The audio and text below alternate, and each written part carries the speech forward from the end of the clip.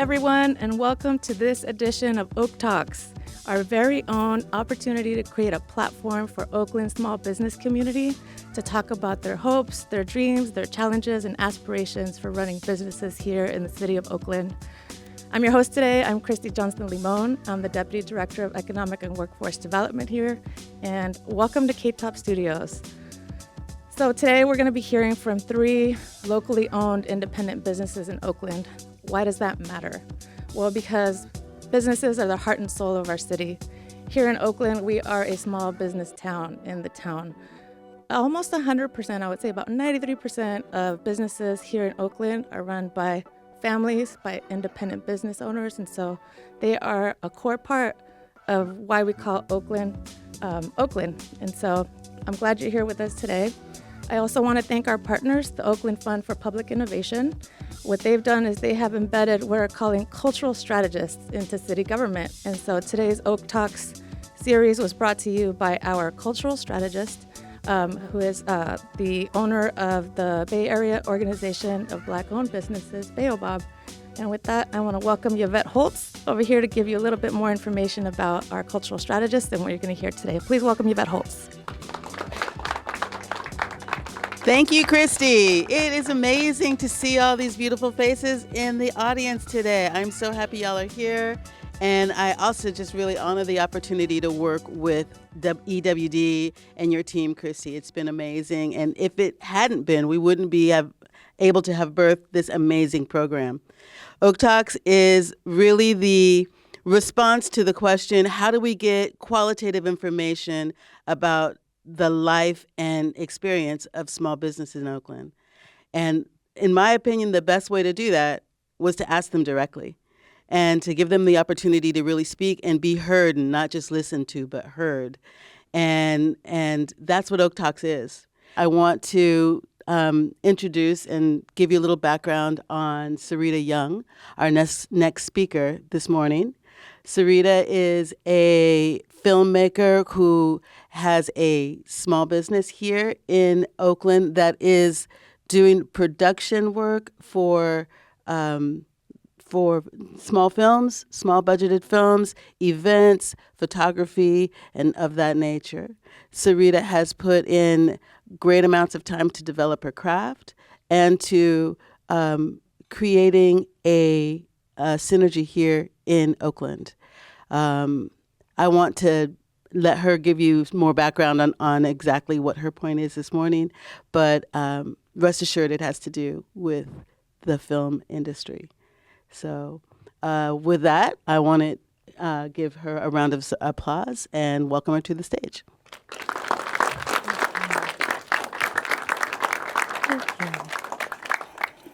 Hello, everybody. Good morning. Raise your hand if you've ever pursued a career that no one in your family has pursued before you. Ooh, that's a lot of hands. I can relate to all of you who raised your hand. My name is Sarita Young, and I am the first in my family to have a photo and film production company. I'm going to take you on my journey of being a small business owner here in Oakland. So my journey started in 2013 with photography, and during the height of my excitement as a photographer, my family told me to be careful. Cameras are a hobby, not a job, and you need to find a job.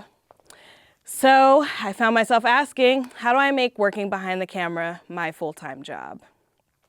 So my journey started in 2017, again, when I decided to intern at the DJ Project in San Francisco as an assistant editor. And then as I was doing that, I was developing my craft as a camera operator and director in the multimedia department at Berkeley City College. From there, I transferred to UCLA School of Film and Television, and I'm just so grateful to have these opportunities of education to expand my horizons as to what's possible. When I graduated in 2020 in Los Angeles, in the midst of a pandemic, I found myself wondering if I had made the wrong decision to pursue filmmaking as my career. But I decided to move back to the Bay Area and specifically to Oakland because Oakland is where the culture is at. This is where the artists are, who have political and social messages weaved into their artwork. This is where I feel at home. So while being here in Oakland, my production team has worked with the Black Joy Parade, with Acta Non Verba, and with Gold Beams. I've had opportunities to PA on sets with Google, Facebook, and Vogue, thanks to the Black Film Connect. And I've also had the honor of working with Town Futurist Media, who's an Oakland-raised production company. We've serviced clients like BAMP, Oakland Central, and Unity Council. With these clients and my experience working here in the Bay Area, I've been able to see that content is shifting slowly. There's no longer budgets for exponential growth with content creation.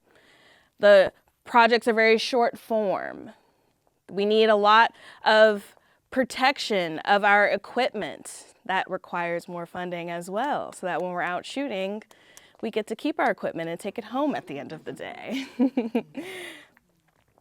So I've noticed that there's a shift in production in Oakland, with me and my teams and the other filmmakers around Oakland leaving to wonder, can we have longevity in the film industry here in Oakland? Should we move to another city? Well, since I'm invested in staying here in Oakland, I started my business here 3 years ago, I decided to join the City Hall meetings about the Film Rebate Initiative. Who here's heard about the Film Rebate Initiative? Okay, we've got a couple of hands. So for those of you who haven't heard of it yet, I'm gonna walk you through this initiative. This is a photo of all of us there at City Hall together. So the Film Rebate Initiative was put on by the East Bay Film Collective and supported with research by Bayvac Media, and it was passed in July of 2024. This rebate initiative encourages Oakland to be proactive about the filmmaking industry. So $500,000 of the budget has been allocated to giving production rebates to production spending $25,000 up to $250,000 here in Oakland. If you are a production of that size, you have access to these rebates by, by a couple of different methods. By one, hiring Oakland residents who live in zip codes of the highest unemployment rates. By also servicing or purchasing goods from food vendors, equipment houses, and hotels from Oakland-based businesses. There are many initiatives in here. It's 58 pages, and I'm not going to take y'all all through all of it. But some of the highlights are that Oakland is hoping to create a film database for the city, as well as hire one new staff member to promote Oakland as a new filmmaking destination. And let's see, the third one, I'm finding it. The third one that's very impactful to me was creating training programs so that production workers can have access to jobs as seen fit by Oakland's film department.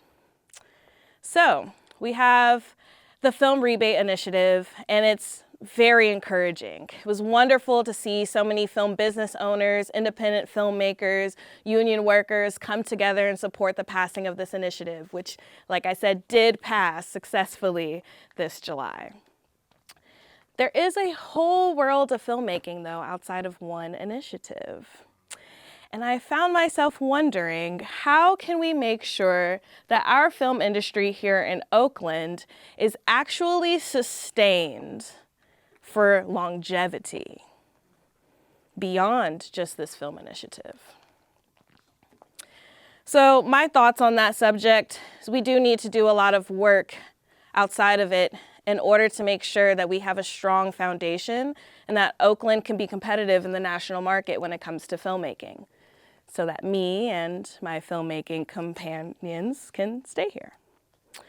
So I have 3 points here that I'd like to make about how I believe we can retain the film industry here. And the first point is retaining the artist community.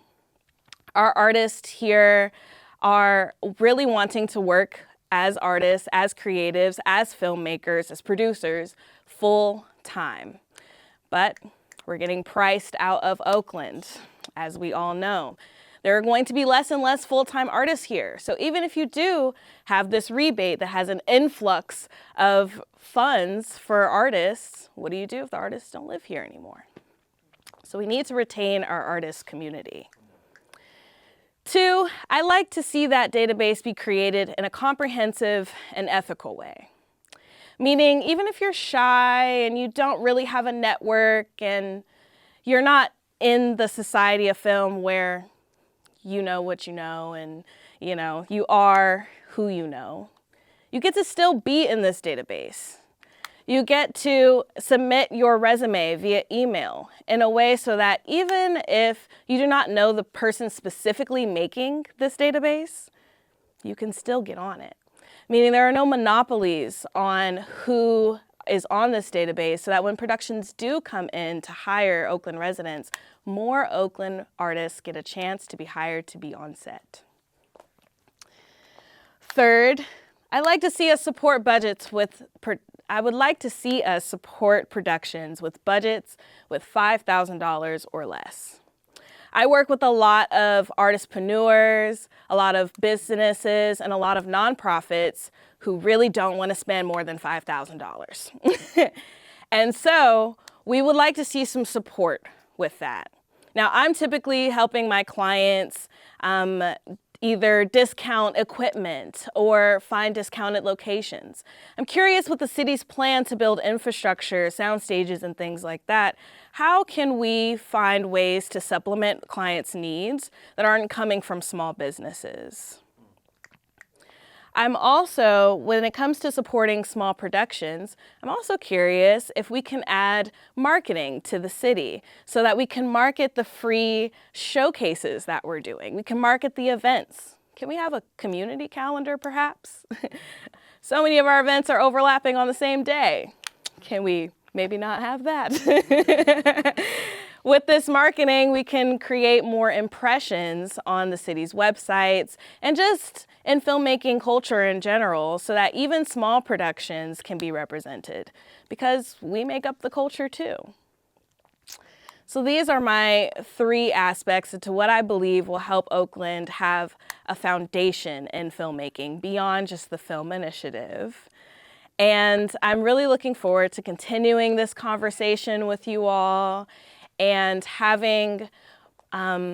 building my dream, which is staying in production in full time and remaining here in the Bay Area in Oakland, California.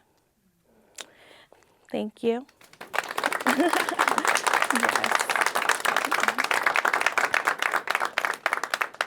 I would like to invite y'all to ask any questions that you may have. That's amazing, Sarita. I am definitely not trying to usurp the mic for anyone who has a question, but I did want to ask you about the threshold for the tax credit or the. Yes. You said it starts at $25,000 and goes up to $250,000. Yes, it does. And the production size that you were really advocating for were for projects with $5,000 I was. budgets. You noticed. So, Yes. what's up with that gap?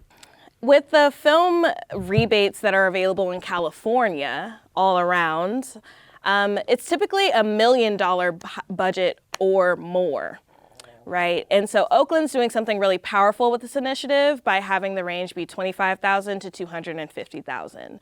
The reason I chose to focus on productions that are $5,000 and less is because there are lots of content creators out here, videographers, people who are working with nonprofits, a lot of creatives who are working with smaller budgets and are creating really powerful, impactful cultural works.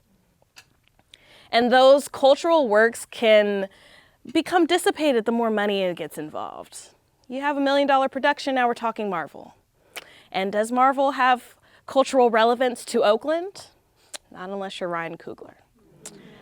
So I want to really encourage more filmmakers to be seen, the filmmakers that do work like I do, and I really want us to focus on those budgets that are $5,000 and less.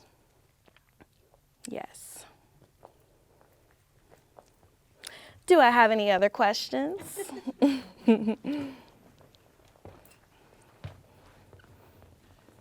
Hello, thank you. Hello. Thank you for coming out.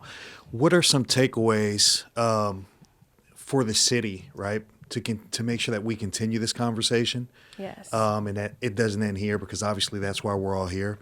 Yes. What can the city implement to further the conversation and gain a little more traction on what you've discussed? That is a great question. Thank you for asking that. I think to continue this conversation, we should invite filmmakers to be in space with city officials and have circle talk.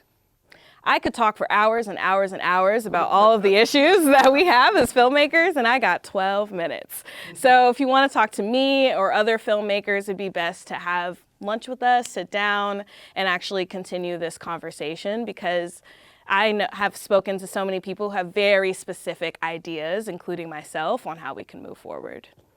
Thank you. Yes.